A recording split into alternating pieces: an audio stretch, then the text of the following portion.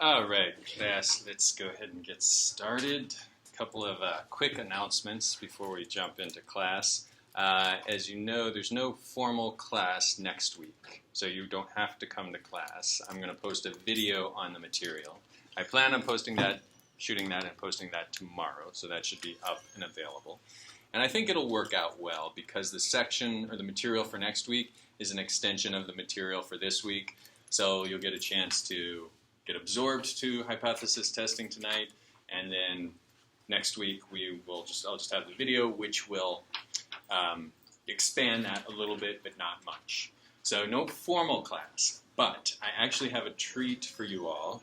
You may consider it a treat. I'll tell you what it is, and you can tell me if you agree. I will actually be here, so if you want to come, ask questions, we can work on Excel, we can do whatever. I'll be here probably around 5:30, and I'll stay, as long as anyone has questions. So if you want to work Excel, you want to ask questions about a quiz, you want to go over the material, if there's anything unclear about the video, come to class, and we'll work it out then. All right, so those are those two things. The other thing I want to do before we start is address a question on the quiz from not the one you took for today, but from last week. You all may remember this one. This is the multiple choice trick question one. You may have thought of this as a trick question, but I want to explain this a little bit and make sure everyone is clear on it. So this was before any order is shipped, inspectors at this Alvarez Manufacturing test a sample of all finished goods. So they're getting ready to ship an order and they test a sample. You select a random sample of units from a recently completed order and find that the average breaking strength is 814 pounds. Then you construct a 95% confidence interval for the average breaking strength you expect to find if all units of the order were tested. And you have a confidence interval, 814 plus or minus whatever, 95%. So the question is, how do you interpret your results? And the key here is that we are 95% confident that the true sample mean is between that interval, is in that interval. Actually, I can kill the lights here, or kill the front lights. Is that good? Yes. All right, so the key is we're 95% confident of the sample mean. We're not making any statements about the actual population. So let me actually turn the lights back on now and show you my graph. So remember the great thing about the sampling distribution and the sample mean is we can take numbers from any population. All right, this population might have a normal distribution of data, it might have weird, funky bimodal distributions, it may have a uniform distribution, it may have weird triangular distribution. We take samples from that population. As long as the samples are big enough, our sampling distribution of the sample mean, meaning we take samples an infinite number of times and put them on a frequency distribution, is going to be the beautiful, normal bell curve. And what we know when we take that sample is the mean of the population. And we can be confident to a certain degree about what the mean of that population is. We cannot, however, once we have the mean of that population, like we have this 814, we cannot go back and say things about the actual population. So once we know the mean based on our sampling, and we have an interval estimate of the mean, that's all we know. We don't know if the actual population is bimodal, is uniform, is weird, is triangular. All we know is what we know about the sample mean. Does that make sense? All right. So I really like this question. I know a lot of you got it wrong, and I feel bad, but I think it's a great opportunity for us to think about the difference between the population and the sampling distribution of the sample mean. And as I've mentioned a little bit, these quizzes are an opportunity to understand and learn what you need to learn and practice it. And if you get a few questions wrong, I don't see that as a huge deal. So any questions on that? All right. So are you ready to start hypothesis testing? All right. So we're going to talk about hypothesis testing tonight. Hypothesis testing is just a scientific way of asking questions and a scientific way of establishing how confident you are about your answers. We're going to use, unsurprisingly, our confidence intervals that we've already learned and think about how we can pose this into this scientific method for hypothesis testing. So the first part of class, I'm going to go through a few examples, and these are examples just out of chapter 10. They're the exercises. So if you want, you could look on with me and just follow along on those exercises. You could also just watch and kind of absorb and then go back to the exercises as necessary, or you could take notes, whatever works for you. So I'm going to start. Did I say chapter 10? I meant chapter 9. I'm going to start with exercise 9.6. We're going to work that one, and we're going to work a couple others, and then we're going to go to the slides after we do all that and make sure that all the technicalities are clear. So, for exercise 9.6, this is posing a question about the average rent in St. Louis. And suppose you're looking for a one-bedroom apartment in St. Louis, and some realtor tells you the average one-bedroom rent in St. Louis is $1,560. So you look at that. Maybe you're not sure about this realtor. The realtor looks a little shady. For whatever reason, you don't trust her or him. So you want to think about, how could I scientifically verify this? How could I prove or disprove this realtor statement that the average rent in St. Louis, Missouri is $1,560? Well, so we're going to think about the confidence intervals that we already know how to use. So if the average rent truly was $1,560, and we were to take samples and put them all on the sampling distribution of the sample mean, the mean of the sampling distribution of the sample mean would be 1,560, right? And we could develop a 90% confidence interval of all the different means we would get if we were doing sampling. So if we were to take a sample of the average one-bedroom apartment in St. Louis, it would fall in this interval 90% of the time. So let's pause for a minute and think about what those actual numbers would be. So the mean would be 1,560, but let's construct an actual confidence interval, 90% confidence interval, and it's going to be some number. It's going to be like 1470 to, whatever, 1605, something like that. So let's do that as our first step. Now it just so happens we know the population mean for one-bedroom apartments has a standard deviation of 100. And this was based on, and suppose also that if we're going to do some investigative work and we're going to take some samples to try to verify, suppose we're going to take samples of size 50. All right, so let's construct our confidence interval based on the sampling distribution of the sample mean. The standard error of this is going to be the population standard deviation divided by the square root of n, which is 50. What does that come out to?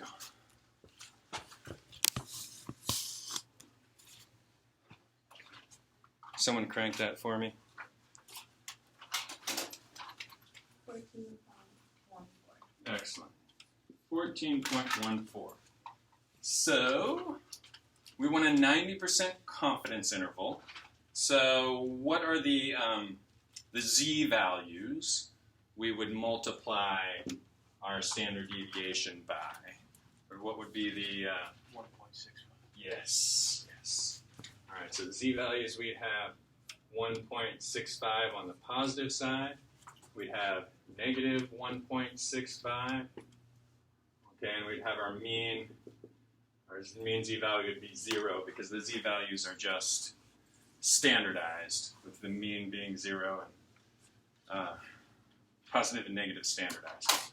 Okay, so let's come up with these actual numbers. What would they be? What would be the high confidence interval for our estimates of the average one-bedroom apartment in St. Louis? It would be 1.65 times this plus this, right? Yeah. So what's the plus and what's the minus?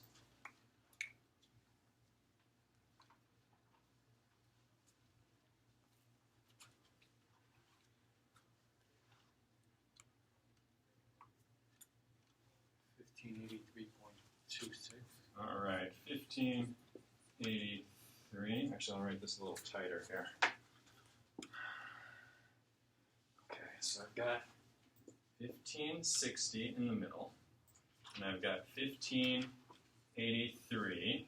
All right, and what's the negative side? 15 something, I think. 1558. Okay. All right. So base. Wait a minute. No, that's not right. 1536. 1537. Got it. Okay. All right. So based on what this realtor says, 1560 is the mean. If we were to go out and sample, we would 90% of the time expect our sample to be between those two numbers. All right, everyone with me so far? All right, so suppose we do that. We get really crazy. We're agitated by this realtor for some reason, and we want to verify. So we take a sample mean with 50 samples, sample size of 50, and we get a sample mean of 1586. All right. So what do we think so far? The sample mean we got is 1586. What do we think about what that realtor said? Less than 90% confident. Have to be 95% confident. Okay. Well, It's pretty accurate. it's pretty what? Accurate, right? Well, okay, the realtor said that the mean was 1560. So, given that, and given what we know about the sampling distribution of the sample mean, we would, 90% of the time we take a sample, it would be between those two numbers. So, we took a sample and it was outside of those two numbers. So we, okay. Oh, okay, yes, that may be what the realtor did. But looking at this information, we have two options. One, we say, oh, that happens. That happens 10% of the time. The realtor was telling us the truth. Okay, because 5% of the time we'll get a really high sample mean, 5% of the time we'll get a really low sample mean. You know, this happens 10% of the time. And what's the other option, the other conclusion we could draw? The realtor was lying to us. Right? We say, it's so unlikely that we're not going to believe your statement that the true population mean is 1560. So I guess, what do we want to do? Do we want to say, okay, that's unlikely and it happens? Or do we want to say to the realtor, you're lying to us? He's given us the highest end possible, right? More than the highest end. No, if they're giving us 50 Low. 60, they're giving us low. They're giving us low. Maybe they're trying to get us to move to St. Louis. They're trying to say, we'll get you a good deal, something like that. But the real question right now is, do we say, okay, that happens 10% of the time, or do we say, Mr. Realtor, you're lying to us? What do you think? There's no right answer here. You can choose. Depends on what sort of feeling we get from the realtor. What sort of vibe we get? All right, does this realtor look like they're messing with us? All right, so what we do in hypothesis testing is we decide, all right, what we're willing to believe.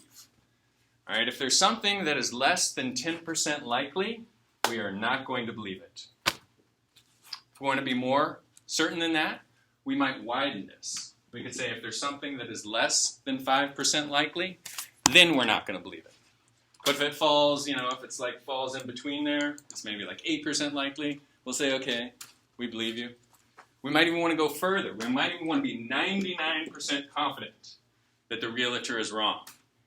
And we would widen this interval, and it would be only if we get a really extreme sample mean do we say, realtor, you are lying to us.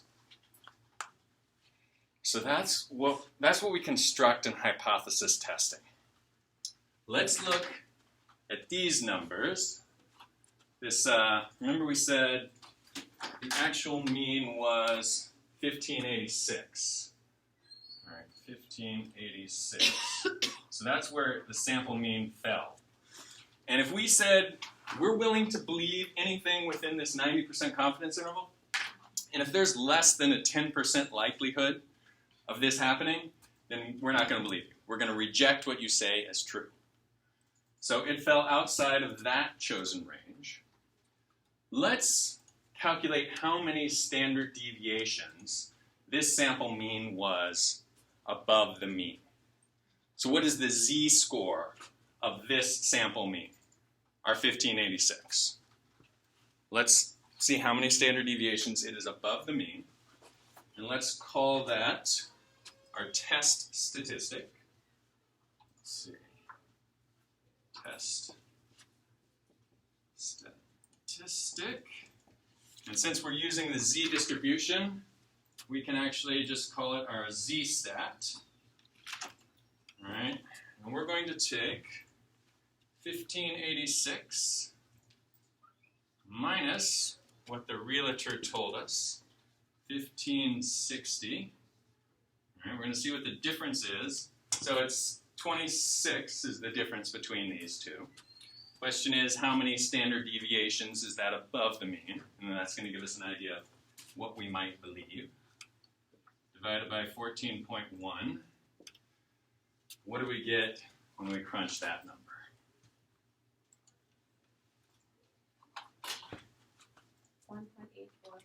1.84.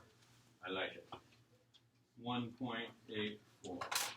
Okay, so that is so this 1586 sample mean had a z-score, or a test statistic, or a z-statistic. We could call all of those things, but we will favor the term z-statistic of 1.84. And you can see, just as the sample mean fell outside the actual confidence interval, this 1.84 is greater than 1.65. Its absolute value is greater than this z value where we decided our limit was.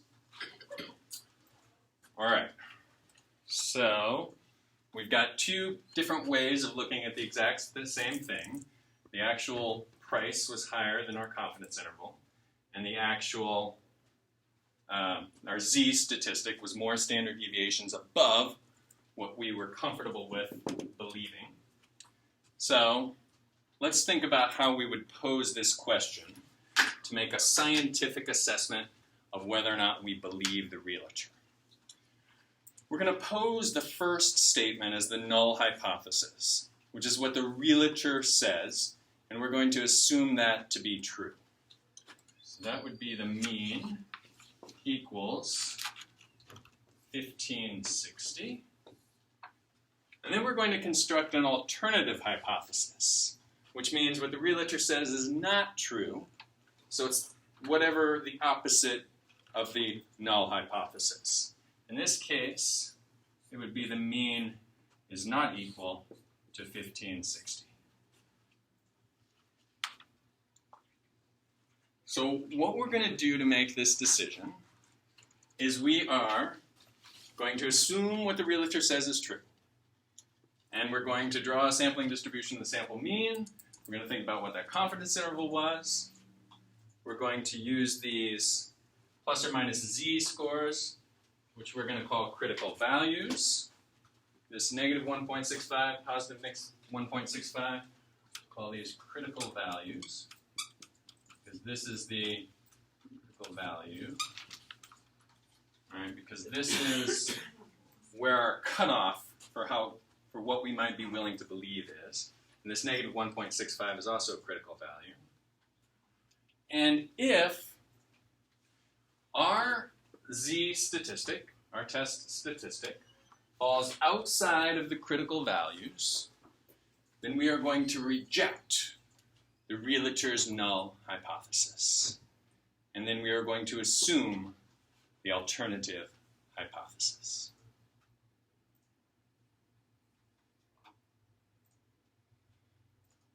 What do you think? Does it make sense? Okay. Now, there's one thing I want to mention. I use the 90% confidence interval because that's what we're used to. But when we construct a hypothesis test, we will flip that around, and instead of saying a 90% confidence interval, we will say a 10% significance level. So our significance level is our threshold for what we're willing to believe. If it's less than 10% likely, we're not going to believe it. If it's more than 10% likely, we'll say, okay, maybe you're telling the truth. So, let's see. You write this. So, let's write, so significance level, significance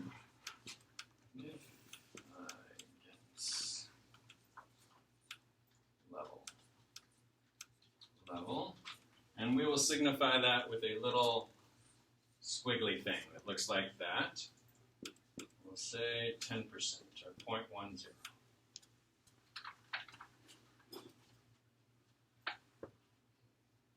All right.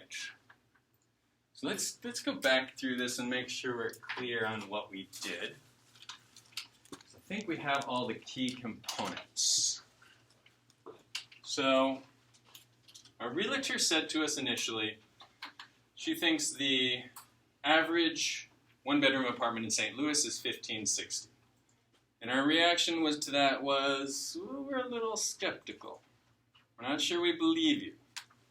So we're going to set up a hypothesis test. We're going to give you the benefit of the doubt, and we're going to say, well, we'll believe you initially. We'll assume what you say is true, that the true population mean is $1,560 of one-bedroom apartments.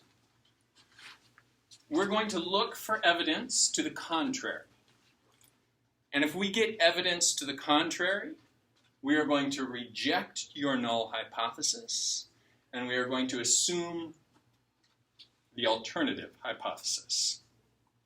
And the alternative hypothesis, the mean does not equal 1,560. It could be high, it could be low. So then, we went out, and we did some sampling of our own to test this null hypothesis. And we came back with a sample mean of 1,586. Okay, and we put that on our graph, 1,586. And then we said, well, let's think about what our critical values are. If we're comfortable with a 10% significance level, meaning anything less than 10%, we're going to say we don't believe you. Anything more than 10%, we believe you. Then we need to find sort of what these z values would be associated with that level of significance. And if there's a 10% level of significance, meaning something that's unusual could happen 10% of the time, and it could happen either way. It could be too high, it could be too low. We're looking for 5% in either tail. So we look in the z table, and we find this 1.65 as our critical value. And we say that's the cutoff. if our sample mean has a test statistic more extreme than 1.65 or more extreme than negative 1.65, we're going to say to the realtor, we don't believe it. So our sample mean was 1586. So we calculated the z statistic, which was just how many standard deviations above the assumed sample mean this sample was. And we got 1.84. This fell outside of the critical value of 1.65. So we rejected the null hypothesis and accepted the alternative hypothesis. Any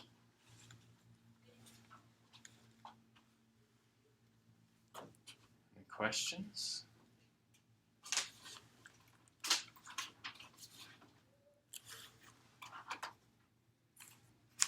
Yes? Could you also say that the median is above 1560? Because we say right there. The mean? You mean mean? The mean is above 1560. Oh. Opposed, it does not equal 1560. Yes, yes. So if the realtor said, and we'll talk about this in a minute, if the realtor says, all right, the average rent is less than 1560. All right, it's no higher than that.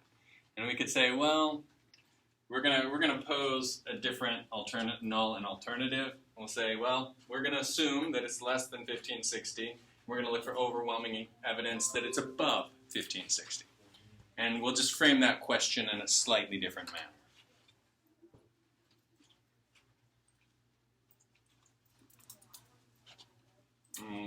Okay, so everyone comfortable with the z-stat?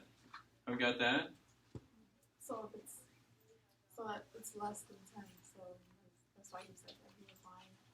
Oh, it's less than, there's a less than 10% chance of us getting this sample mean if what the realtor says is true. So if the realtor is telling the truth, then only 5% of the time are we going to get a mean above 1583 or 1.65 standard deviations above the mean. Only 5% of the time are we going to get a sample mean 1.65 standard deviations below the mean. So this happens less than 10% of the time. Yes, Diana. I'm just a little confused. I was wondering if I use the z value at the 14.1, but then for the z values, the 1.65, where did we look at them? Okay, so we said on this sampling distribution of the sample mean, we're going to assume a mean of 1560. So we want to know what sample mean we would get if we were to test 90% of the time. All right, what would be the interval that we would get 90% of the time? Well, in order to answer that question, we know that the sampling distribution of the sample mean is normally distributed. It has this beautiful bell-shaped curve. And because of that, we know that 5% of the data will be higher than 1.65 standard deviations above the mean. 5% will have a higher z-value than 1.65.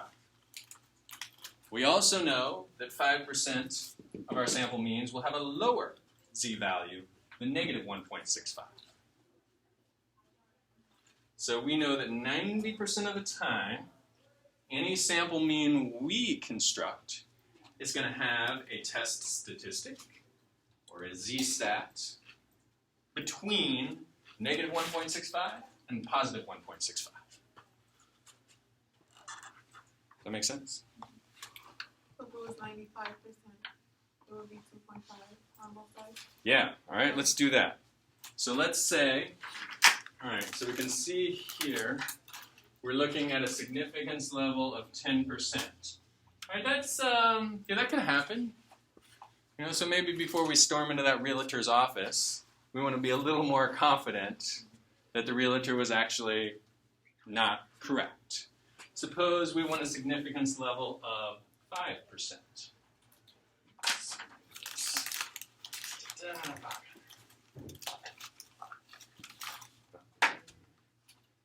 It's level of 0.05. All right. So remember we called this 1.65 and negative 1.65, we call them critical values. So for our 5% significance level, what then are going to be our critical values?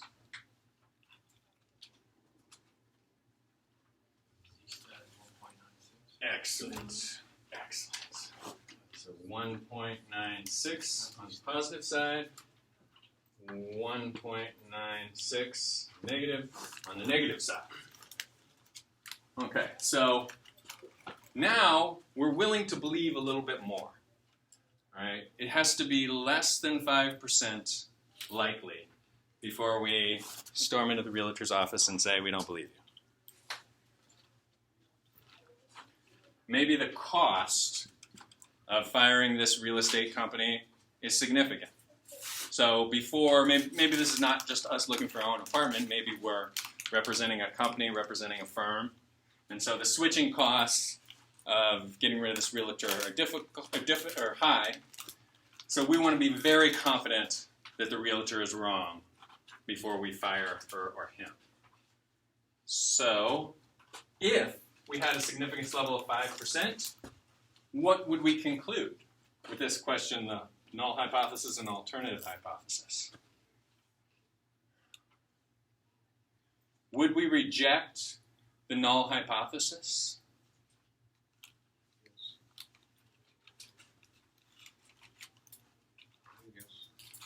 Yes? All right, one vote for yes.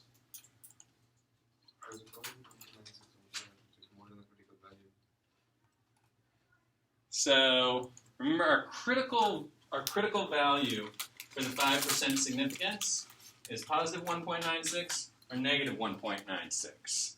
So we're going to say anything less than this, or let me put it this way, anything more significant than 1.96 is so unlikely that we're going to reject your claim. It's only going to happen 5% of the time where it's going to be more extreme than this and 5% or this. 2.5% of the time this area, 2.5% of the time this area. And when we went out and we got our sample data, we found 1586 to be our sample mean. And we know that that has a z statistic of 1.84. Does that pass our threshold of saying to the realtor, you know what, that's so unusual. That's so far in this outlier area of the curve that I'm going to say you're wrong. Do we say that to the realtor if we have a 5% significance level? Still yes? No. Because it's less than. Yeah, it's less than that. We're like, we look at it, we're like, it raises some eyebrows, but it doesn't reach the level where we say, we're going to reject your claim. Because that could happen. This happens 5% of the time. Maybe the realtor was telling you the truth, and just in your sample mean, you came up with that number, and that can happen 5% of the time. All right, now how about if we wanted to do a 1% significance level? All right, our threshold for what we believe is all the way up to 1% likely. So if there's less than 1% chance of this happening just randomly, then we're going to say, no, realtor, you're lying to us. But if it's like happens to fall in like the 2% range or 3% range, we say, okay, we're good for now. What would the critical values be if our significance level was 1%? 2.58 sounds right to me.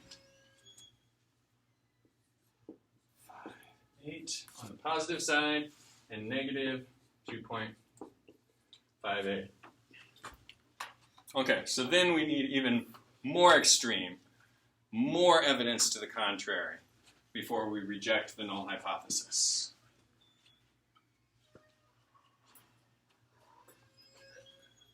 Okay. So question? Did you hear a question? Yes, Lon. So once you have the z value, you do the z value times that 14.1, and then you recalculate the z stat. Is that what we're doing? Okay. Well, so we did two things. We took the critical value, 1.65, and we multiplied it by the standard deviation just to get us a ballpark frame of reference of what the interval would be. I just did that to put it in context. What we'll do is we'll pick critical values. We'll pick 1.65, 1.96, 2.58, or whatever we want. Those will be the most common ones we'll pick. Then we'll calculate the z-stat by taking whatever sample mean we get minus whatever the realtor told us, which is just the difference. And we'll see how many standard deviations that is above or below the mean. And if it's past our critical value, we will reject the null hypothesis.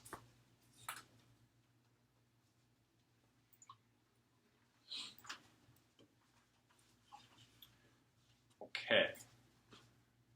Now, so I'm going to introduce another little nuance here. It's called the p-value. Let me explain p-value. So on the significance level, we define that as our threshold for what we consider unlikely.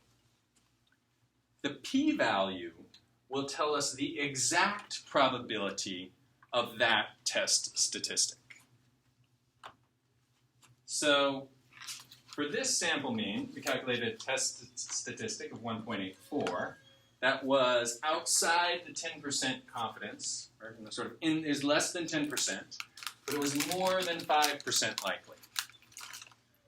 Right? So it fell somewhere in the range. So let's figure out exactly where it is. It was less than 10% likely, but more than 5% likely.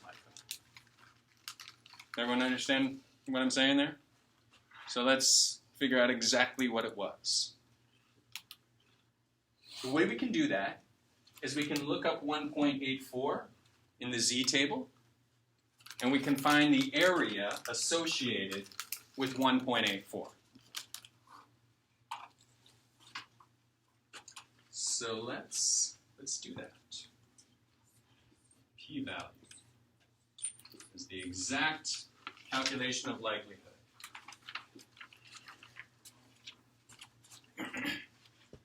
So I think it's easiest to look in your z table and look on the negative side. So if you look on the z table and you look for negative 1.84, what does it say under the area under curve? 0.03. All right, 0.0329. Okay, so what that means is a 1.84, use a different color, hopefully that will maybe keep my thinking straight here. So the 1.84, use our blue, that means it's 0.0329. All right, so 3.3% of the data is more extreme than 1.84. Now here's the thing. Because this was a two-tailed test, we have to consider the possibility of getting something that high and getting something that low. Because our initial statement was, we believe you that it's equal to 1560, but unless we find overwhelming evidence to the contrary, that is not equal. So our evidence to the contrary could be much higher than 1560 or much lower than 1560. So for this p-value, to calculate the p-value for a two-tailed test, we're going to need to double this. We're going to need to multiply this times 2. So our p-value is the area under the curve times 2 equals, what is that, 6.6? 0.6. 0.658. Okay, so 6.6%. That is exactly how likely this would be, given that the realtor was telling us the truth.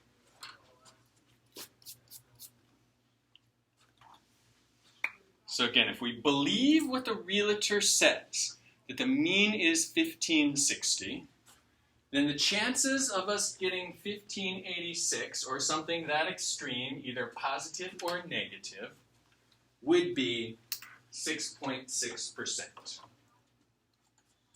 And that is lower than our 10% threshold for what we're willing to believe.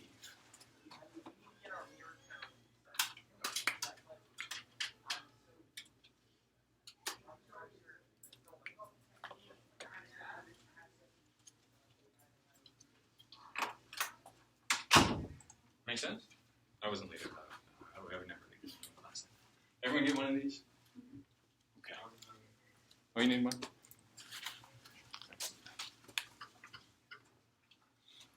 All right.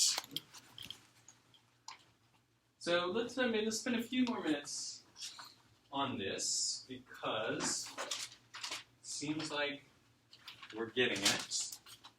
And this is the chunk of what we need to know. All we're going to do for the next two examples are think about this in a slightly different way. So p-value, we found that to be the exact probability of getting an answer this extreme, given that the realtor was telling the truth. And we could use this and this alone could be our reject, don't reject decision. If this p-value is less than the significance level, then we reject. And it is for this first one. 6% is less than 10%, reject. For the second one, 5%. 6% is greater than 5%, fail to reject. 1% and 6% is greater than 1%, fail to reject. And the way we say this, all right, we have our null hypothesis and alternative hypothesis. If we find overwhelming evidence to the contrary of the null hypothesis, we reject it and we accept the alternative. If we do not have overwhelming evidence to the contrary, we don't say we accept the null. We just say we fail to reject the null.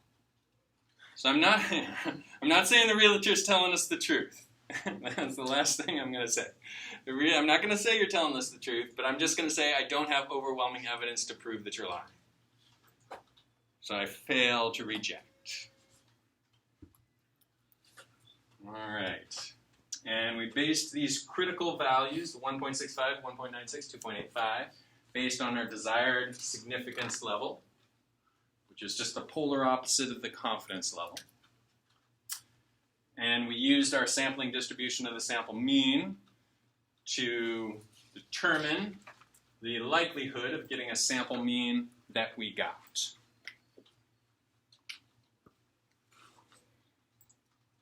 All right, how's that feeling? Got it, Sonny? Okay. All right, so let's move on to, I'm going to do exercise 9.2, which is this pretty much same thing, but a slightly different tilt to it. So I'm going to come up here, leave that on the board for now. All right, so this involves looking at a one-tailed test. So in this situation, we had to look at both tails. Because the realtor said it was 1560, we said we don't think it is. It could be much higher, it could be much lower. So we had to look at the negative tail and the positive tail. So for one-tailed test, what we're trying to prove or disprove is a little more, is limited. So let's suppose the realtor says to us, all right, the mean is less than or equal to 1560. All right, she's trying to get us to entice us to come to St. Louis. She says the mean is less than or equal to 1560. And you say, well, my friend Joe just rented an apartment for 1590, and that seemed kind of average. Or, my friend Sally rented an apartment for 1570, and that, that seemed less than average. Lauren. I'm sorry, what problem are you doing? Oh, exercise 9.2. Thank you, sorry. Yes, and it's in the textbook. It's not on the, I don't think it's in the slides. Exercise 9.2 in the textbook. So, we are again suspicious of what this realtor says. We're going to give her or him the benefit of the doubt. We're going to assume that the mean is less than or equal to 1560. We're going to look for overwhelming evidence to the contrary. And if we find it, we are going to say the mean is actually greater than 1560. If we find that evidence, we're going to reject the null and accept the mean, the alternative that the mean is greater than 1560. Okay. So let's think about how we would look at this graphically. So this is sampling distribution of the sample mean. So the realtor says the mean is 1560. Fine. She actually says it is less than 1560. Okay, 1560 or less. Okay. So we're going to go out and we're going to get a sample mean, and we're going to see how our numbers compare with hers. So if we go out and we sample, good sampling procedures, if we find a sample mean that's, say, 1555, what are we gonna say to the realtor? What? Say that again, 15. I think you said she's right? Yeah. Yes, she's right. She's right. Okay, so we go out and we get a sample mean of 1555. We say, oh, okay, what you say matches with what we calculated. You said it was less than 1560, so we don't even need to do any calculations if our mean is less than 1560. We say, oh, okay, there's nothing to argue about here. We might start to get suspicious if we see a mean of greater than 1560. Like 1561, 1562, start to get a little, I don't know. So our rejection region, the area where we're going to say that's so unlikely, is if we get a sample mean significantly above 1560. So it's this area here. Call this the rejection region. Rejection region. All right. So we need to now find the critical value associated with our rejection region. Suppose we're comfortable with a significance level of 10%. 0.10. Question is, what is our critical value for the one-tailed test going to be? So it's a little different than for the two-tailed test, because our threshold for unlikely is 10%. So the 10% unlikely to happen is all concentrated in this area. So we're looking for 10% of the data in the upper tail. Because we don't, if it's in the lower tail, we say fine, we believe you. So we want a critical value that has 10% of the data higher than that critical value, and 90% of the data lower than that critical value. Is everybody with me? All right, so the question is, what is that critical value? Is it 1.65? Is it 1.96? Is it 2.58? What is it? Well, we would look on the z table to find out, right? And we would look for, on the right-hand side, the one that says 0.900. We would look on the left-hand side, because we know it's symmetrical, the one that says 0.100. 10% on the left side, 10% on the right side. Does someone want to do that for us? What is the z-value that separates the top 10% of the data and the bottom 90% of the data?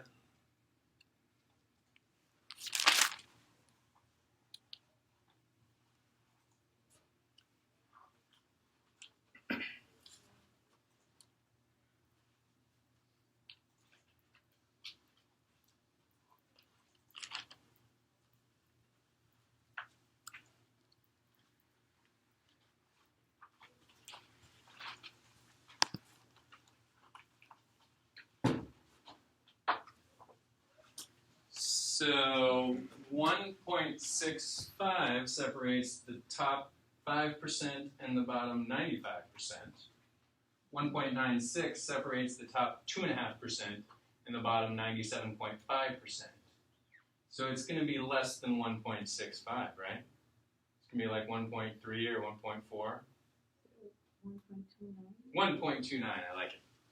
So a z-value of 1.29 is going to separate our top 10% in the rejection region, 10%, and the bottom 90% in the non-rejection region.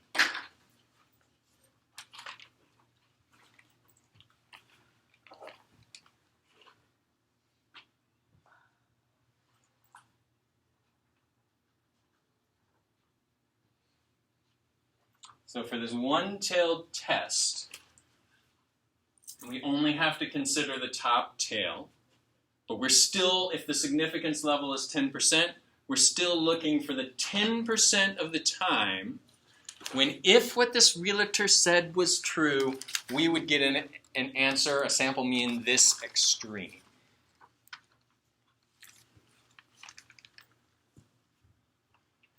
And now we calculate the test statistic the same way. We still want to know how many standard deviations our sample mean is above what the realtor supposedly thinks is the sample mean. If it's below, of course, we don't even need to do any math. All right, so we go out, we do some testing. Sample mean is 1586. All right, now this, the standard deviation of the sampling distribution of the sample mean, we know, so standard deviation, so standard deviation with the x bar, it equals, we're assuming, again, that we know the population standard deviation of 100, and if we're taking sample sizes of 50, we're going to get the 100 divided by the square root of 50 equals 14.1. Same thing we did over there. So our z-stat is going to be the exact same calculation. It's going to be our 1586 minus 1560 divided by 14.1 equals 1.84. All right. So we set up this test based on a 10% confidence level. We said our rejection region was the top 10% of the data, and that's associated with a z-value of 1.29, and we get a test statistic of 1.84. What do we say to this realtor?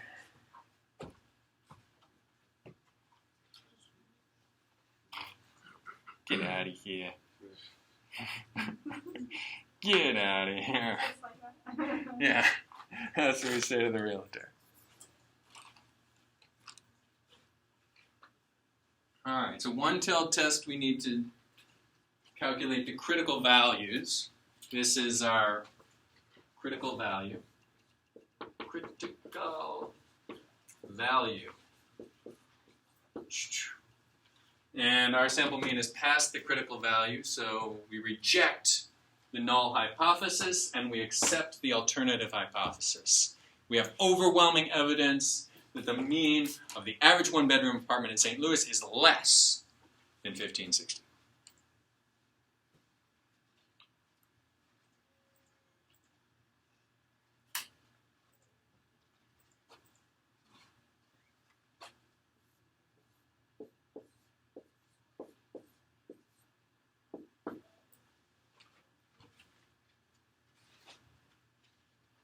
All right, we know that in this example, it is less than 10% likely for us to get that sample mean.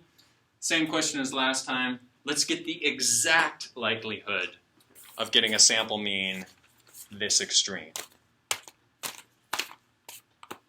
For the questions I see people writing. I'll pause for a minute because I feel like we're making good progress.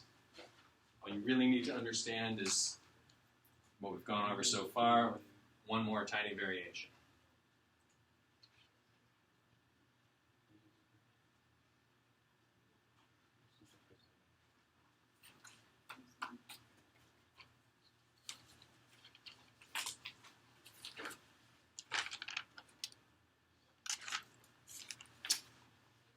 All right, we ready for p-value? All right, so we know this crosses our threshold of 10%, and we want the exact calculation of how likely it would be for us to get this sample mean given that you said the mean was less than or equal to 1560. Well, we go through the same process. We look at our test statistic of 1.84, and we know that that separates the top 3.3% and the bottom 96.7%. The difference here is we don't need to worry about the bottom tail because all we were trying to prove or disprove was greater than or less than. We were a little more precise with what we needed to say, what we wanted to disprove and prove. So all we need to do is we take our p-value of the upper tail, 0.0329. This is our p-value. We do not have to double it for a one-tailed test.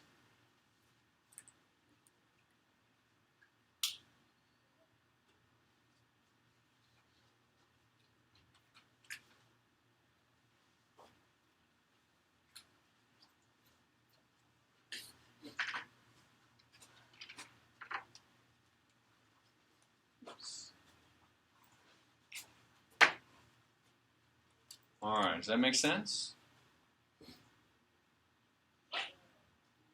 All right, let's go through the same process here. This is with this critical value we found, 1.29, was with a significance level of 10%. Significance level, 0.10. Let's find the critical values for a significance level of 5% and for a significance level of 1%. All right, so for 10%, the critical value was 1.29. How about for 5%? This is going to be the z value that separates the upper 5% from the bottom 95%.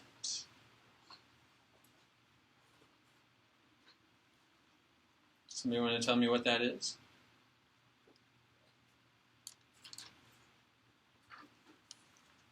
The z-value that separates the upper 5% from the bottom 95%.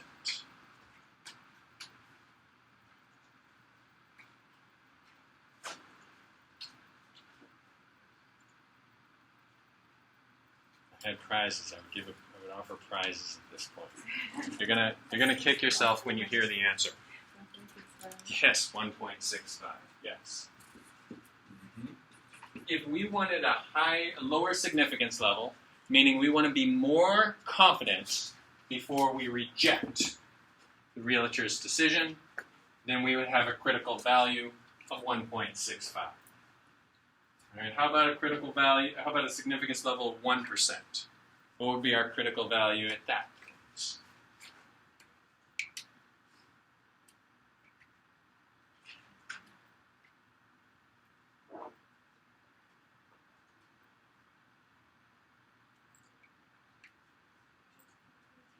.33, I like it. 2.33. Okay. So, key difference here with the one-tailed test is the rejection region was all in one tail. It was bigger in that particular tail compared to a two-tailed test. Therefore, we do not need to double the area under the curve when we find it on the z-table. All we're concerned with is that tail.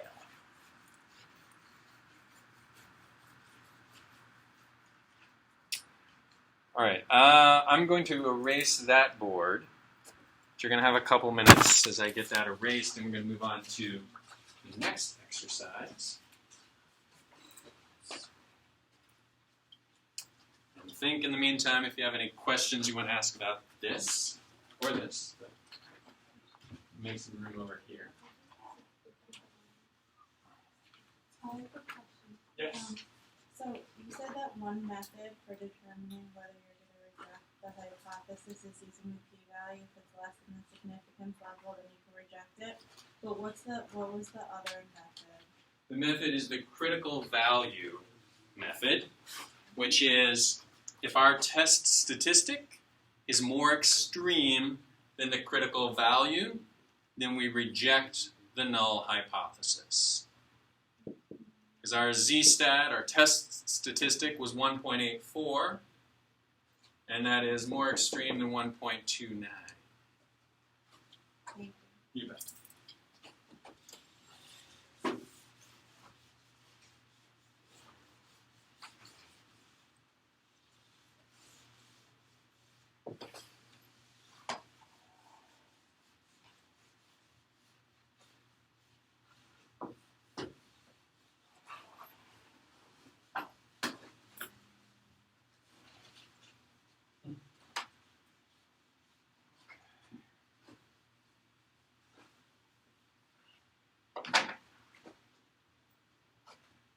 All right, any questions on the second example?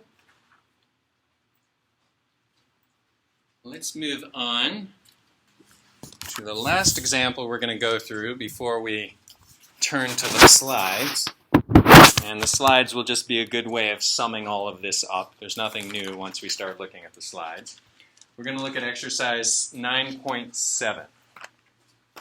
Chapter 9, 9.7. So, let's see here.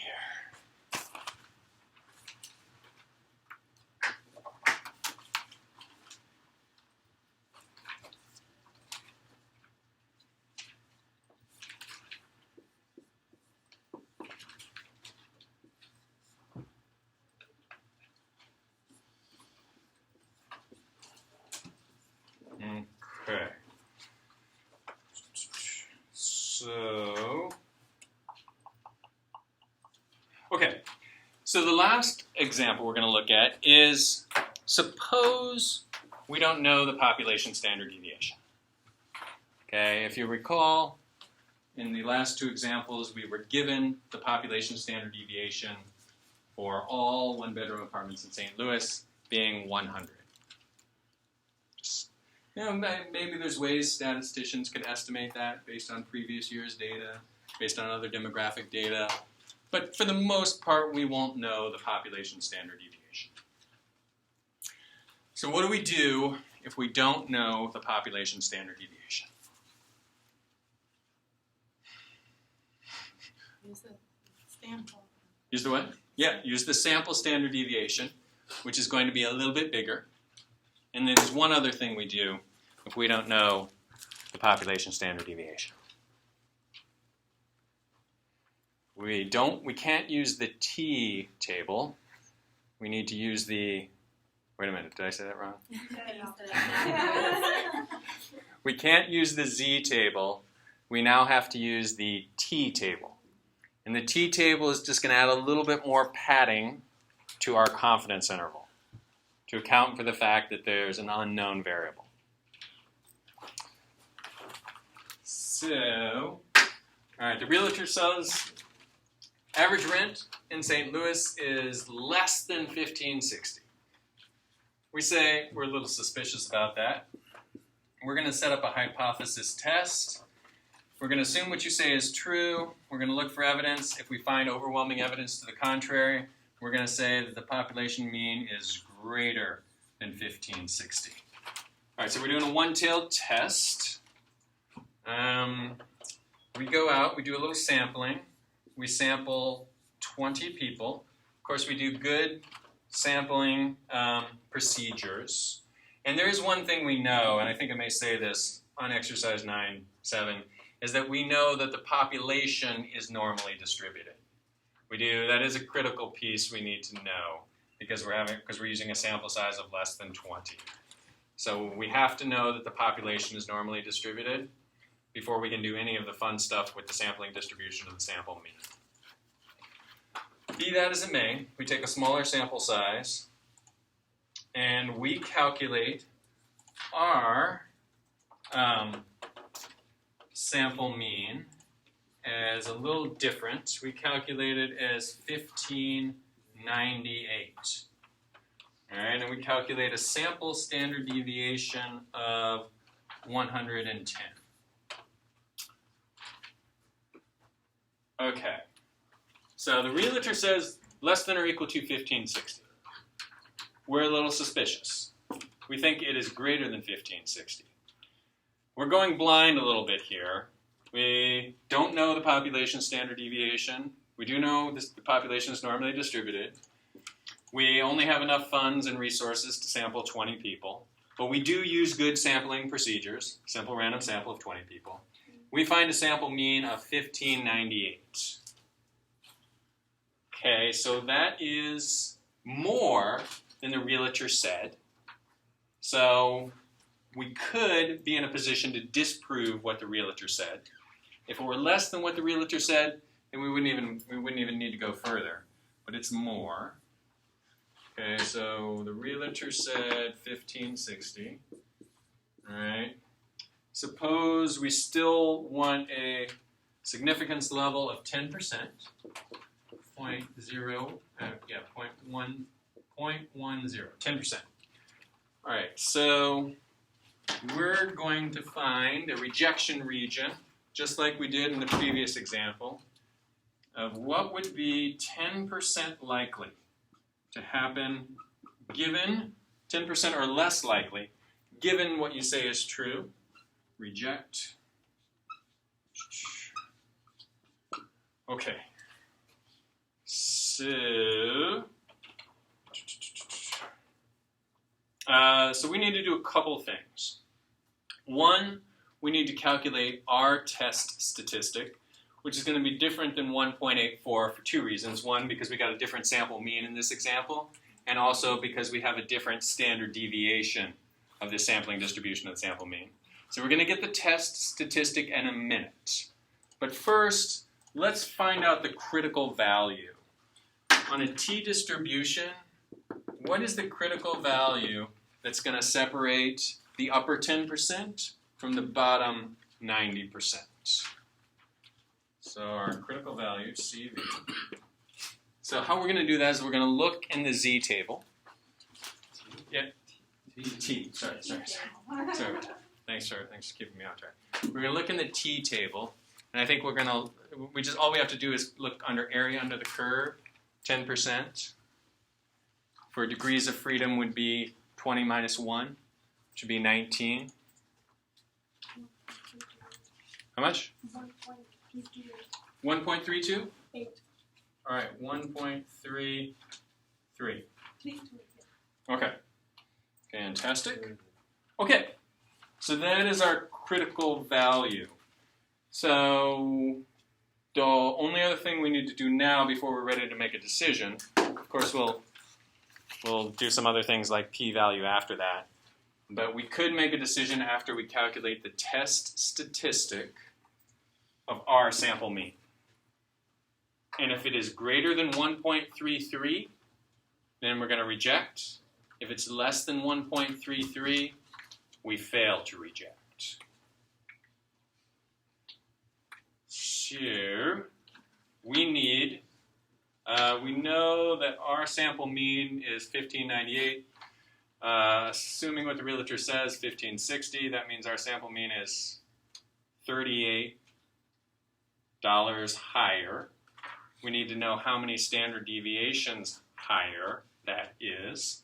So let's calculate the standard deviation of the sampling distribution of the sample mean. It's going to be 110 divided by the square root of the sample size, which equals what?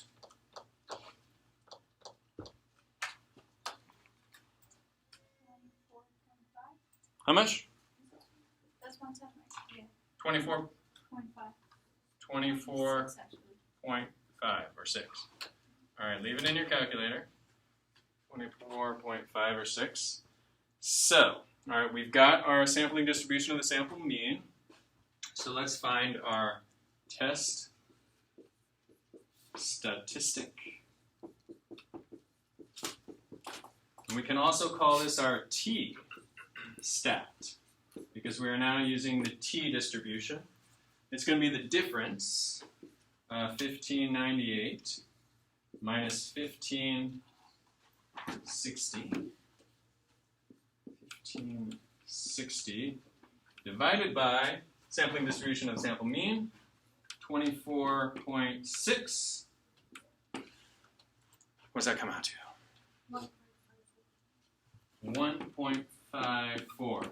Okay, that is our test statistic. Question now, is that more extreme than our critical value? Yeah. Yeah. All right, our test statistic, our our t-stat is 1.54. What do we tell the realtor?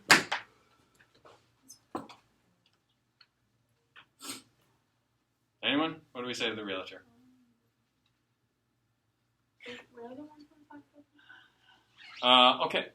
So, Oh, I see it. Never mind. yep, you got it. Okay. All right, what do we tell the realtor?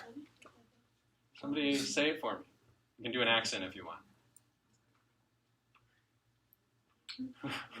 Thank you for your service. Get out of here. Get out of here. We reject the null hypothesis that you said that the mean is less than 1560, and we accept the null. We calculated, based on our calculations, the mean is greater than 1560.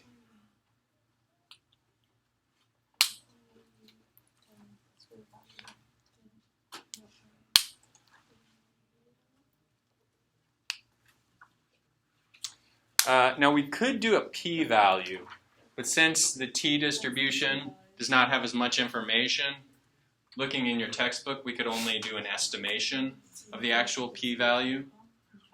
We could use Excel to get an exact number, and I think you will have a couple Excel exercises asking you to get an exact number for the p-value. But it's the same process. We say, all right, we know this 1.54, it passes the 10% level threshold. The question is, what exactly is the likelihood of getting a 1.54? It would be like 7% or 5% or whatever it would be.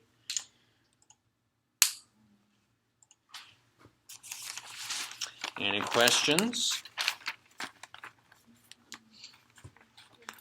All right, I want to give you two definitions before we take a break. Let's see. Type 1 error, type 2 error. Type 1 error. And actually, I think I can just go to the slides on this, but a type 1 error is a mistake. All right, it's the type of mistake that we could make. Type of mistake would be, a type 1 error would be rejecting a true null hypothesis. I think it's, you can flip back on the slides and just like, you can write that, I can say it again, whatever you want to flip back on the slides. Type 1 error is rejecting a true null hypothesis. So, in our examples, we've had this significance level. And we said, all right, maybe we're going to set it at 10%, 5%, 1%.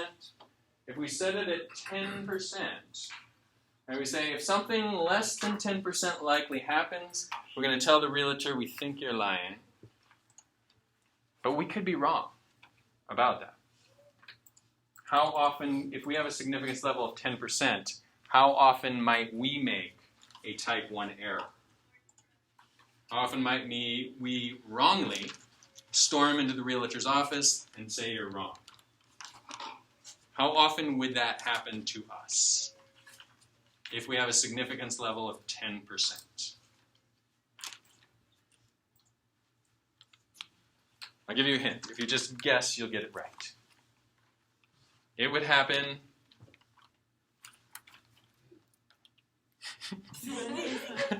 it would happen 10% of the time. All right? Because the realtor would be like, you know, that happens. That's statistics. That happens 10% of the time. The sample mean you got is unusual in those extreme tails or the upper tail, lower tail, both tails. That happens 10% of the time because that's the significance level we chose. If we choose a significance level of 5%, how often would we make a type 1 error? 5% of the time. If we choose a significance level of 1%, how often would we make a type 1 error? 1% of the time. Okay, so that's one mistake we could make.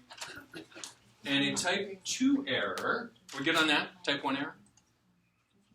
All right, type 2 error is accepting a false null hypothesis. Type 2 error is accepting a false null hypothesis. So, in reality, and God knows, that the realtor was telling us it was wrong. The realtor was wrong. But the thing is, we did not find overwhelming evidence to the contrary. We just found evidence that looked like the realtor was probably lying, but it wasn't conclusive. So that would be a type 2 error, which would be accepting a false null hypothesis. And you might note the term accepting. And I mentioned earlier, statisticians don't like to use that term, that I accept the null hypothesis. They just say, I fail to reject the null hypothesis. Because if you accept this as true, you could set yourself up for making a mistake. But it's like if you say, I fail to reject, then you're technically, you're doing a sort of a Bill Clinton play on words and saying, I didn't say I accept, I just said I failed to reject. Question to keep. I think I give a little mistake. It's supposed to be 2.53. Yeah. Huh. Let's take a look. I think I had 1.3 in my notes. The degrees of freedom is 19, right? 19 degrees of freedom, yes. And then it's 10%. Let me see. Let me take a look. Let's actually take a break. We'll come back at 8:05. I will have the answer to that and any other answers to any questions you like. So let's come back at 8:05. What? You like 1.3? You like 1.3?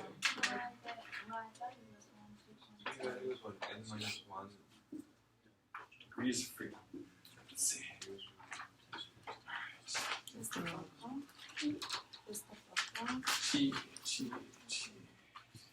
Degrees of freedom 19.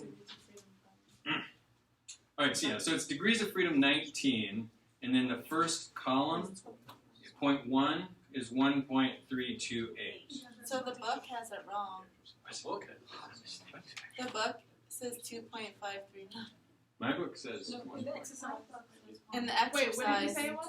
in the No, no, no, exercise we did one solution, percent. it has the wrong answer. Oh, okay. In the exercise, so is the exercise, are they using a different significance? Thank you for bringing this up. Is the exercise 9.7, are they using a different significance level? Oh, 1%. They're using it 1%. They're using 1%?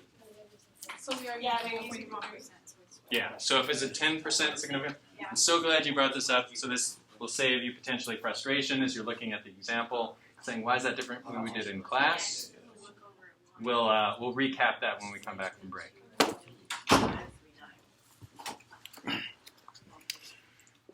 So the critical value is still. All right, so here we are back from break. We're working on problem 32 in the textbook. Are we ready to do this as a class? No? Okay. I can wait.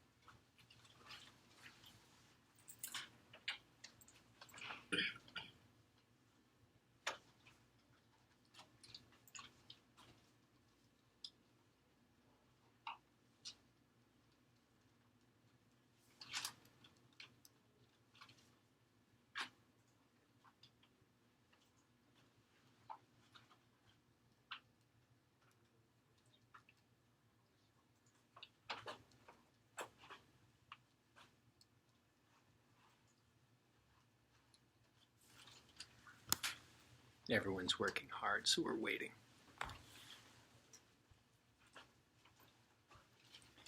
We're doing problem 32 on chapter 9, or in chapter 9.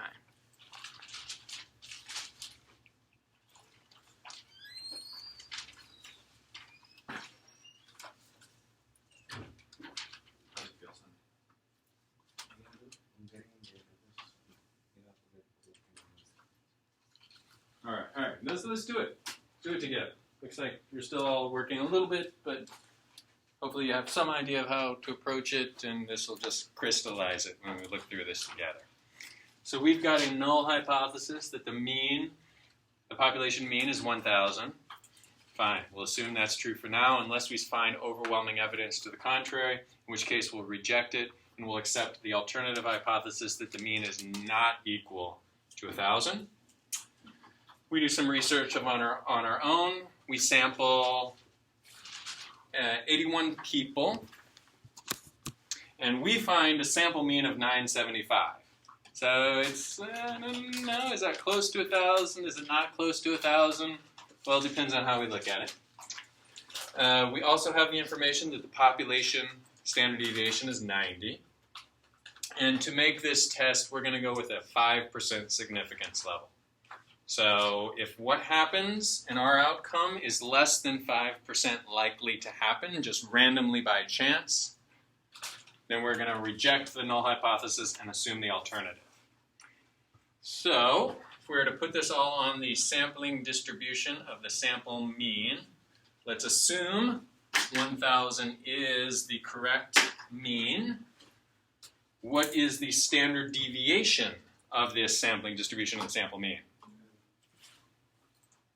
Is that actually, how do we do the parts to it? If somebody walk me through the math. 90 divided by the square root of 81. Yep, 90 divided by the square root of the sample size, which is 81, which is 90 divided by 9, which is 10, right? All right. So 10. All right. That's going to give us the information we need to compute our test statistic for our sample mean. 975 is our sample mean. Let's find out just how many standard deviations away from the assumed mean that would be. So 975 minus 1,000 divided by 10, right? All right, equals negative 25 divided by 10 is negative 2.5. All right, so that's looking pretty significant, right? 2.5 standard deviations below the mean. Remember, Michael Jordan had a z-score of 2.3, and he was pretty tall compared to everyone else. So this is someone who's really, really far, equally far, even further below the average. But actually, we didn't set up our critical values yet. Normally we do that first. I just forgot to do that. So let's find out what would be our rejection region for rejecting this null hypothesis. Now, is this a one-tailed test or a two-tailed test?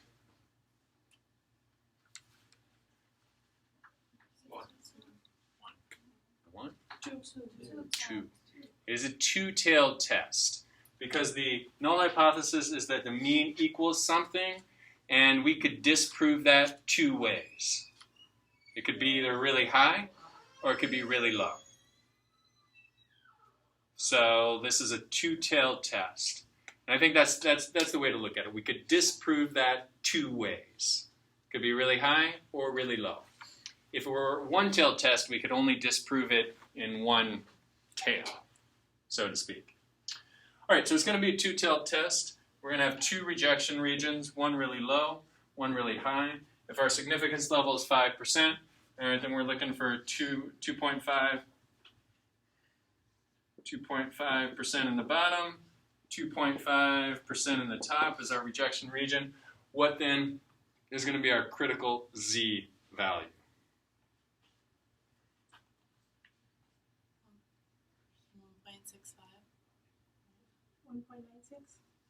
1.96. So 1.96 will separate the top 2.5% of the data from the bottom 97.5% of the data.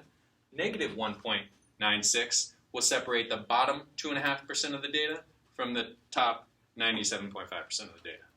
So our critical values are going to be plus minus 1.96. And what did we get for our z-stat? Negative 2.5. So what is our decision? So our z-stat landed right here.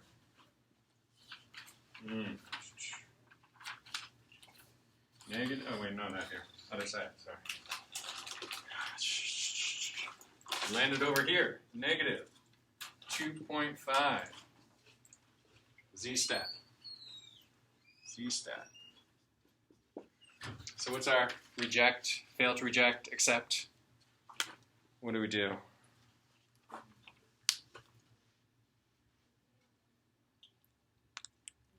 Reject. We reject the null hypothesis. We have overwhelming evidence to the contrary.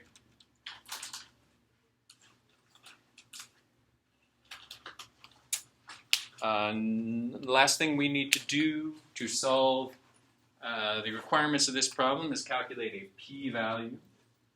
Remember, our significance level tells us our threshold for what we consider unlikely. Our p-value tells us the exact calculation for how unlikely this particular sample would be given that the null hypothesis is true. So, how do we calculate our p-value? Well, we look at negative 2.5 and figure out how likely it would be to get a point of data that extreme. And what do we get when we see area under the curve of negative 2.5?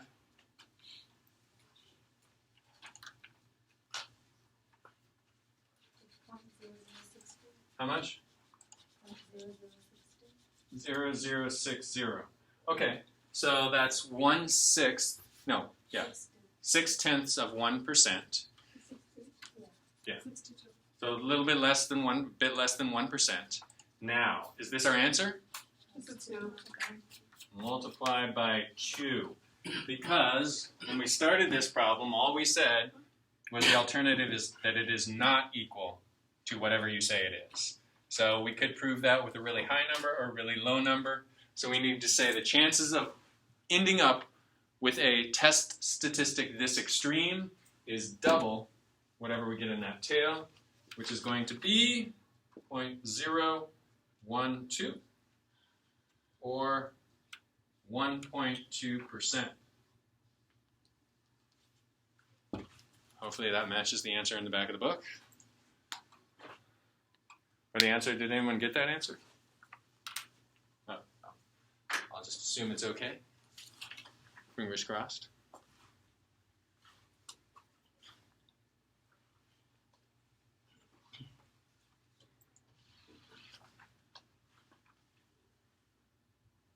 Questions on that?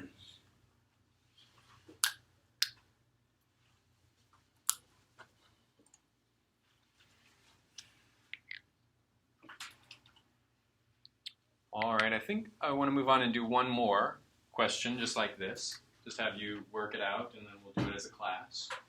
So if any questions come up as you're processing the next step, I can help you with that. But if you're feeling good with this, why don't you move on to another problem, which we will do as a class.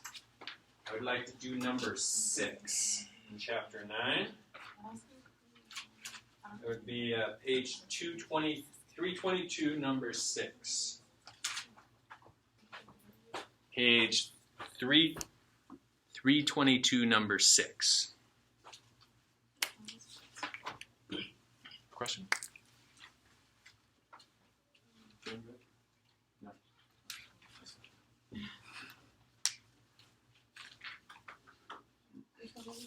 Number 6. 322, number 6. I'm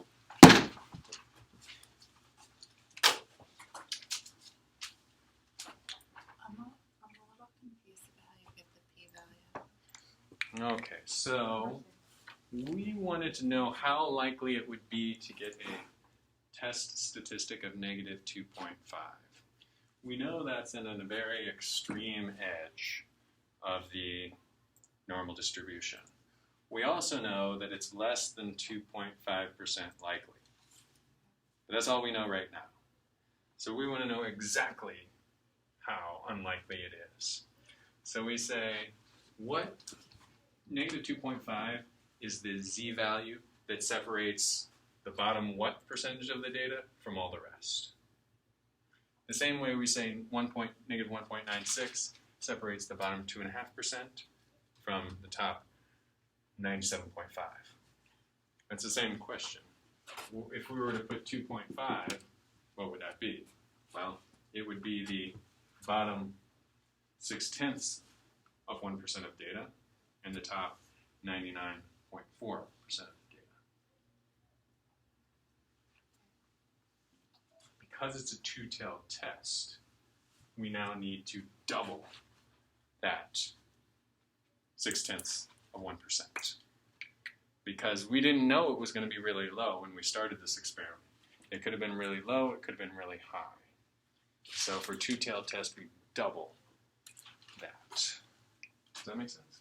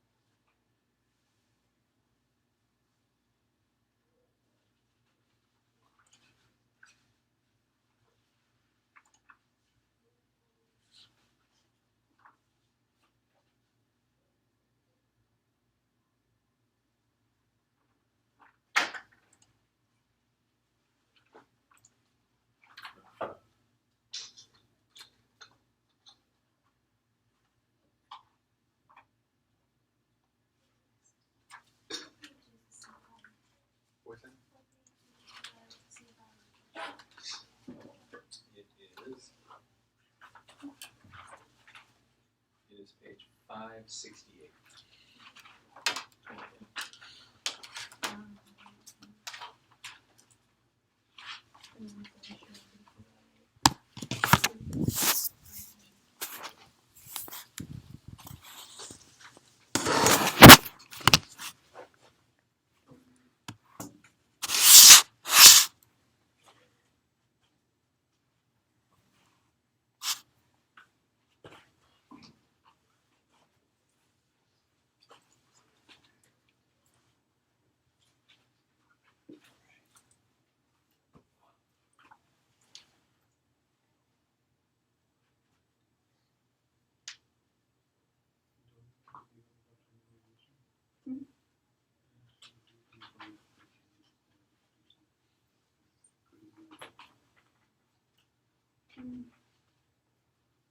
Yes, Scott.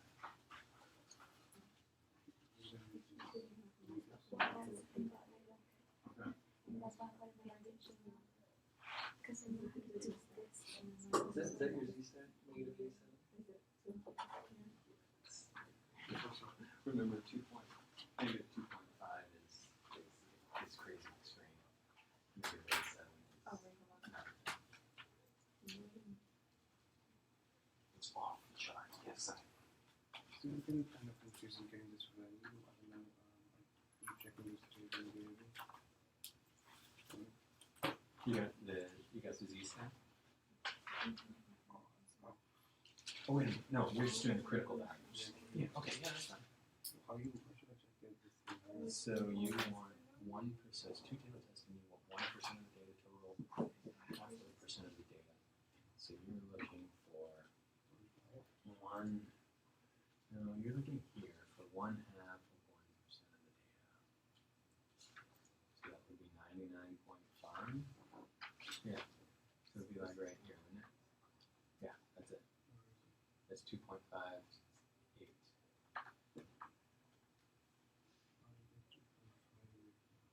Well, here, circle that, so you can see, like you see here, see that, like, yeah, circle those two, this one and this one, just kind of circle that. Okay, so that's the area you're looking for. That separates the bottom 0.5% of the data from everything else, and if you were to use the negative or the positive, it would be the top 0.5% of the data from everywhere else. So you're comfortable with that part?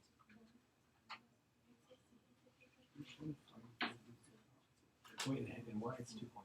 It's 2.58. Also, you speak my interest in the reason. I know that it's the same thing. Yeah. But the value is getting right now. Okay. Good. We can talk after class. Sure. Yeah, absolutely. Hopefully you'll understand a little bit more when we do that. All right, we ready to do this one? All right, good. So we have a null hypothesis that the mean is less than or equal to 2,000.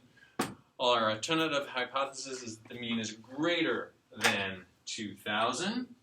So we're going to take some samples of size 100. We're going to get our sample mean. And we know if we were to put that sample mean on the sampling distribution of sample mean, we know it would be normally distributed, and we can say all sorts of great things as a result of that. So, is this a one-tailed test or a two-tailed test? It's a one-tailed test. If we get a sample mean greater than 2,000, then we're like, okay, doesn't matter how much greater than 2,000 it is. We could get a sample mean of like 3,000. All right, and we would not be able to disprove this because all the null hypothesis is saying is that it's greater than 2,000. So we get anything above 2,000, we don't even need to calculate, we don't even need to worry. There's only one tail in which we would be able to reject the null hypothesis, and it would be this bottom tail. It would be a number less than 2,000 for our sample mean and significantly less. Significantly less that it contained only 1% of the data. And it's not a two-tailed test. We were just calculating two tails, right? Sorry about that. All right, so this is a one-tailed test. So it's going to be a little bit different. All right, so we're just looking for the critical value. This is 1% rejection region. And what is that Z value? How much? 2.3. Negative, right? 2.33. Okay. So negative 2.33. If we get a test significant less than negative 2.33, we reject the null hypothesis. So let's get that test statistic. What is the question, Laura? Why is it negative? Because we're only interested in the negative side of the tail. So let me, if we look at this in terms of z's, this 2,000, the number would not be negative, but the z would be negative. So if we standardize, the z table standardizes everything. So it looks at the mean, whatever it is, and says, well, let's call that mean, give that mean a z-score of 0. And we're looking for anything 2.33 standard deviations or more below the mean. And the reason why it's negative is because what we would potentially be trying to disprove is that the mean is greater than 2,000, and the way we disprove that is finding a mean significantly less than 2,000. I feel like I said an awful lot of words to answer that question. I hope it wasn't confusing. Does that make sense, Lauren? All right, can someone please explain why we're only interested in the negative z-score to the rest of the class and myself and Laura? It's only one tail problem. What's that? One tail problem. Yeah, it's a one-tailed problem. Can you elaborate a little bit more? We don't have to worry about it if it's greater than 2,000. Yeah, we don't care if it's greater than 2,000. We're looking for a test statistic that's negative and significantly negative. That's the only thing that's going to be relevant to us. All right, so let's find that test statistic.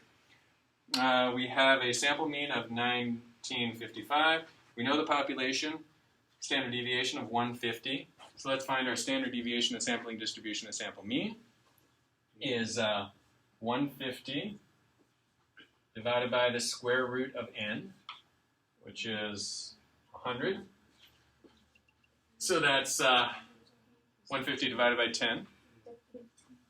15. Excellent. So our z-stat is going to be the difference between our sample mean and the assumed sample mean.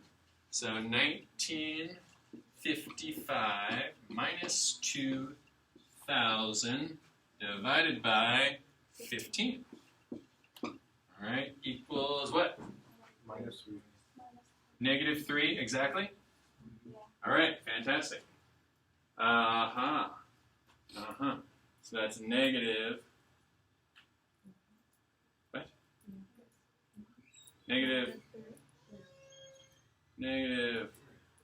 It is 55. 1955. So what is this on the top? That's negative 45. Yes. Okay. 15 goes into 3. 45. 15 goes into 45 3 times. Sorry about that. Okay. So it is negative 3. All right. Here's where our z-stat lands. Z-stat is negative 3. What's our fail to reject decision? Reject it. Yes, it is past the critical value of negative 2.33. So we know we're going to reject it, but just for fun, let's figure out the p-value. P-value. All right. This will tell us how much further past the critical value it actually was. So to find the p-value, we look at the area under the curve associated with negative 3. And we will find it separates the bottom, fraction of 1% of data from everything else. What do we see in the area under the curve when we look at negative 3? 0.0013. Okay, so that's about 1/10 of 1%. Do we have to double this? We do not have to double it because we're only looking at one tail. There was only one way we could reject this null hypothesis. Okay? Questions? I'm just still a little confused with this. The z? Yeah. The 2.3? Yeah. Okay. All right, can somebody explain this? Negative 2.3. for us? Somebody just take a shot, and that'll give me a little perspective, and then I'll jump in and we'll make sure Diane and everyone understands. Okay, fine. All right, so the question is, how do we get this negative 2.33 z value, right? All right, well, we decided when we started this decision process that what we consider to be acceptable unlikely, 1%. All right, if it's less likely than 1%, then we're going to say, I reject your null hypothesis. If it's more likely than 1%, if it's the kind of thing that happens 2% of the time, 3% of the time, we'll say, well, we're a little suspicious, but we're not going to reject. So we know that this sampling distribution of the sample mean is normally distributed. So we know how much data is in every part under this curve. That's the beauty of the z-table. Because we know this is normally distributed, we can calculate how much percentage of the data is within 1 standard deviation of the mean, 2 standard deviations of the mean. We went through that whole thing. 2 standard deviations of the mean is going to capture 95.5% of the data. This is just a way to get at the exact number we're looking for. So what we mean by unlikely, our threshold for unlikely, is 1%. So if it happens less than 1% of the time, we're going to reject. So we want the z-value that separates the bottom 1% of the data from the top 99% of the data. That make sense, Lauren? So we want the z-value that separates the bottom 1% of the data from the top 99% of the data. And if it falls in that 1% range, then we're going to say, that is so unlikely we don't believe that what you're saying is true, we're going to reject. All right, so the question is, what is the z-value associated with the bottom 1% of the data? We look on the table, and we see that it's negative 2.33.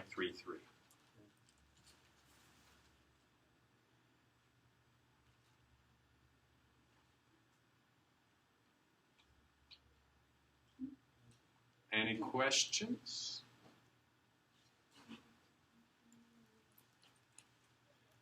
All right, let's go through these slides really quick. And the great thing about the slides at this point is there's nothing new. It's just a way to summarize the data and, or not the data, summarize the material.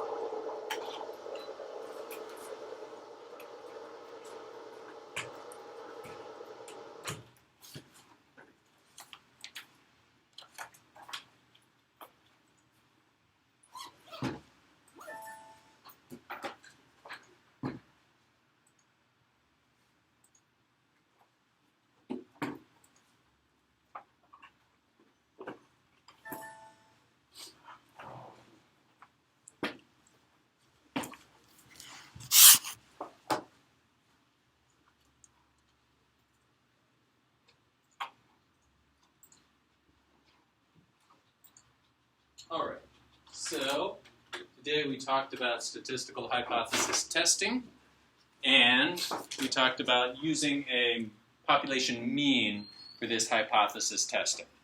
And just preview of next week, or the video for next week, all we're going to do is we're going to add the usual suspects.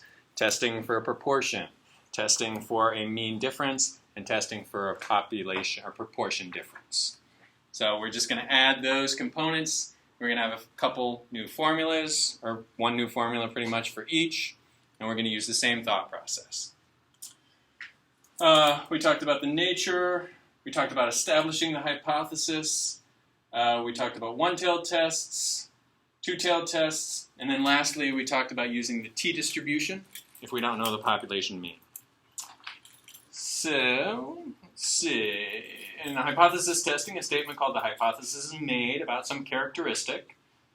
Then we take a sample to establish whether or not we think that statement is true. If the sample results would be unusual or highly unlikely, then we conclude the statement's false and we reject it. Null hypothesis is denoted with the HO. Alternative hypothesis is denoted with the H with the little a.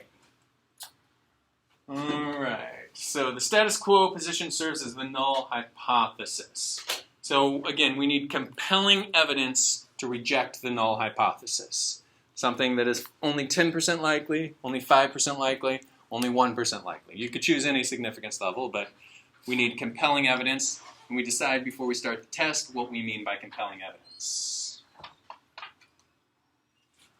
All right, so we could look at the mean is greater than some number. The realtor might have told us that the mean is less than some number, or the realtor might have told us that the mean is equal to some number.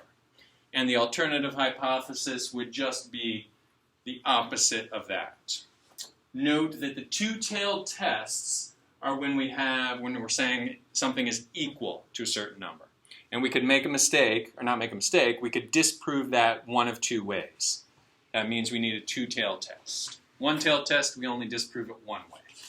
And if I'm going too fast, stop me and ask me questions, but I don't want you to think that I'm teaching you anything new. I'm just trying to summarize quickly. All right, so we went through a process with our, say, one-tailed test.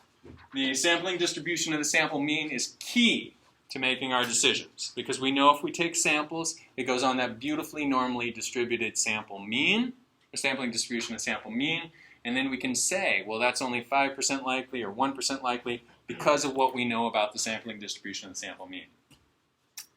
We choose our significance level, we compute various things, we apply the decision, and then we calculate a p-value if we so choose. Let's see, sampling distribution of the sample mean, you know this already, seen it. Choosing a significance level. All right, let's go straight to the definition of our significance level. Is the probability value that defines just what we mean by unlikely sample results under an assumption that the null hypothesis is true. Significance level is what do we mean by unlikely, our threshold for unlikely. And then we establish a decision rule, which is just basically what we call critical values.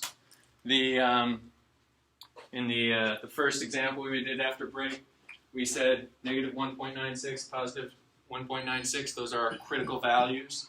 And if the test statistic is outside those critical values, we reject.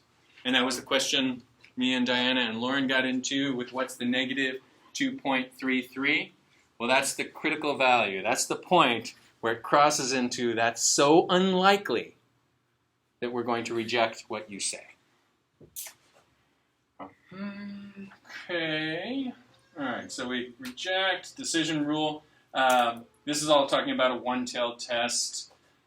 And then we calculate the test statistic, which is how many standard deviations our sample mean that we calculated is above or below the assumed true population mean.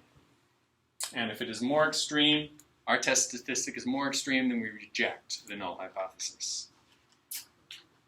All right, we've got a nice little chart we can look at for one-tailed test. Remember, a one-tailed test just has a rejection region in one side of the tail, and if we get any data above that, we do not reject. All right, it could be upper tail, could be lower tail, depending on how the question is posed. All right, so computing the test statistic. So the realtor said 1560. That's what she or he proposed, but we went out and we did some sampling data of our own, and we got a different sample mean. The test statistic for what we got is our sample mean minus the assumed sample mean, assuming what the realtor says is true, divided by the standard deviation of the sampling distribution of the sample mean. And as we know, the standard deviation of the sampling distribution of the sample mean is the population mean divided by the square root of n.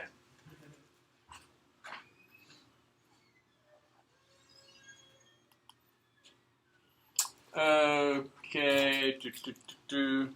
Okay, so this talks about accepting versus failing to reject the null hypothesis. I don't know if you may have just been thinking about other things when I said this as we were leaving for the break. I said that if we have compelling evidence to reject the null hypothesis, then we say we accept the alternative hypothesis. But if we don't have compelling evidence to reject the null hypothesis, we don't like to say we accept the null. Right? We don't say that the realtor was definitely telling us the truth. We just say we don't have overwhelming evidence to the contrary. And the textbook gives us this example. For example, failing to convict a defendant doesn't necessarily mean the jury believes the defendant is innocent. It simply means that in the jury's judgment, there's not strong enough evidence to convince them to reject that possibility. Make sense? All right. P-value, you've got a definition for p-value. When you're reviewing this material, measures the probability that if the null hypothesis is true, we would randomly produce a sample result at least as unlikely as the sample result that we actually produce. So this gives us an exact measure of how unlikely our test statistic would be. We might already know whether or not it crosses the significance level, but we want a more exact decision or exact information. So we look in the back of the book under Z tables, and we can find the exact probability of that happening with our p-value.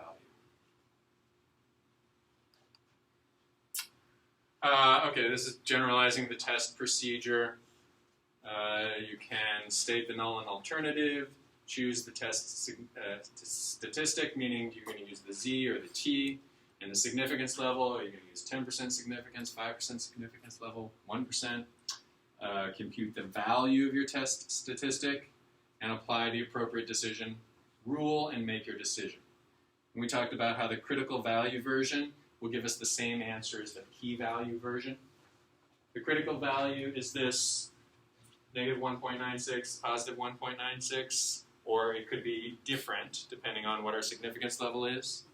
The p-value is the exact probability, and if the p-value is less than the significance level, like meaning it's more unlikely, then we reject as well. So it could be, if we're going to reject something, then it will be two things. It will be past the critical value on one side or the other, and the p-value of our statistic will be less than the significance level that we chose. Say, all right, it's only 2% likely to happen, our significance level is 5%, we reject. We talked about type 1 error. This is rejecting a true null hypothesis.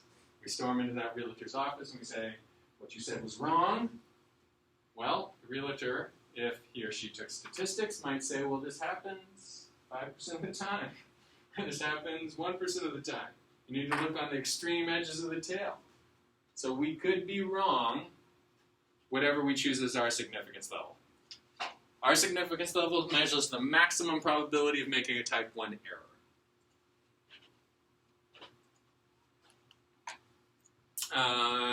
Type 2 error, we can't really determine the probability of making a type 2 error. It's unknown. Right, was that realtor may have been lying to us. I just have this sneaking feeling she was, but I don't know the probability of accepting her data, the probability of us being wrong if we accept her data. All right, so two-tailed tests. Two-tailed tests start with an equality. The mean is equal to some amount. And the alternative is, of course, the mean is not equal to the amount. So we could disprove the null hypothesis two ways, with an extremely high test statistic or an extremely low test statistic.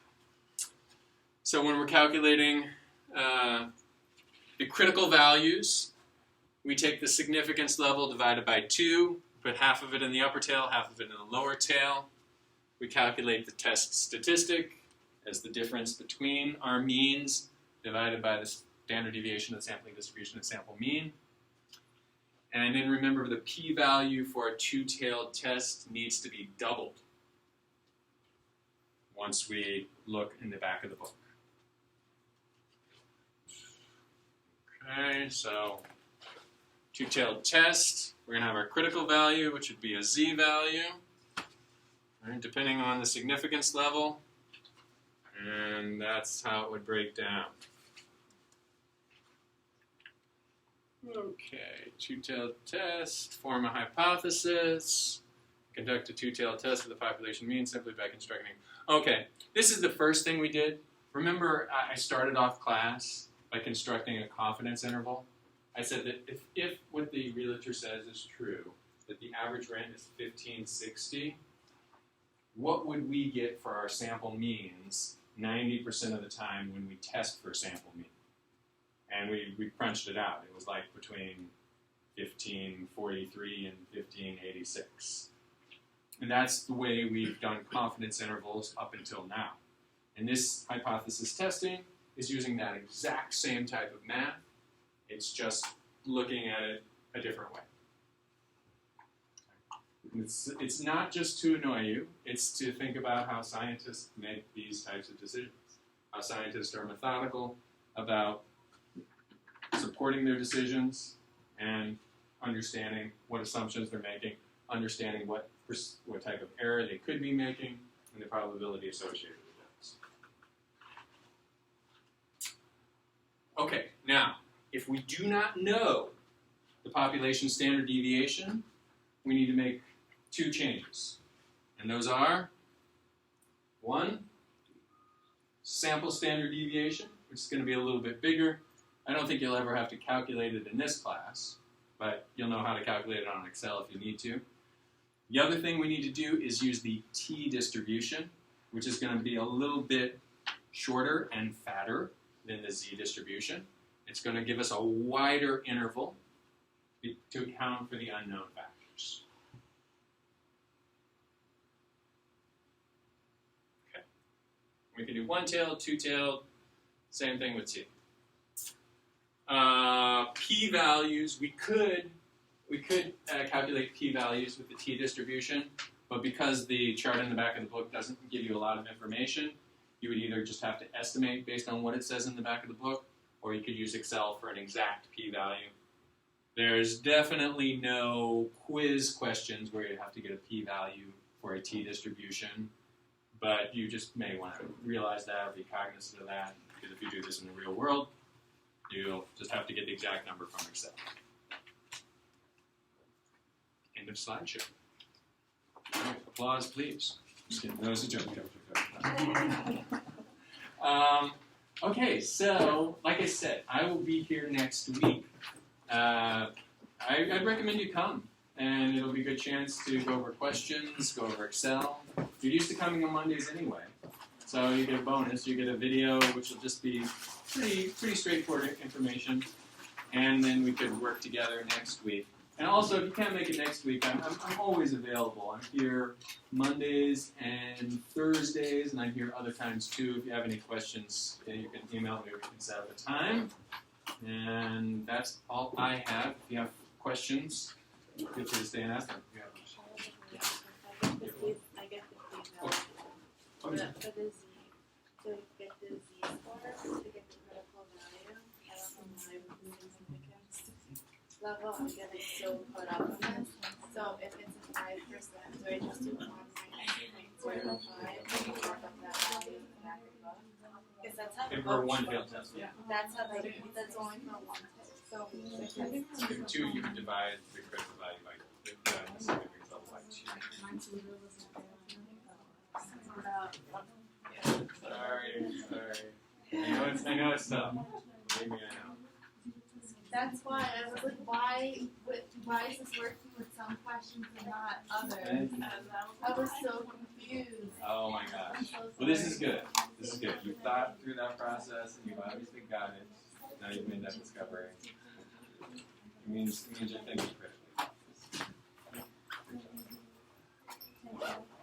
Sonny, do you want to talk about z-tables? Z-tables, yes. Let's do it. Wait, Let me get the lights.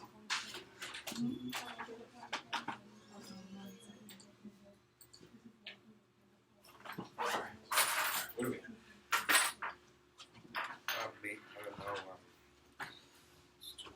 What? What? We can choose about getting the value of the critical value. Okay. Well, let's start with an easy one for sure. I've got a Z table, getting different triggers at other people in the class. Okay. Oh.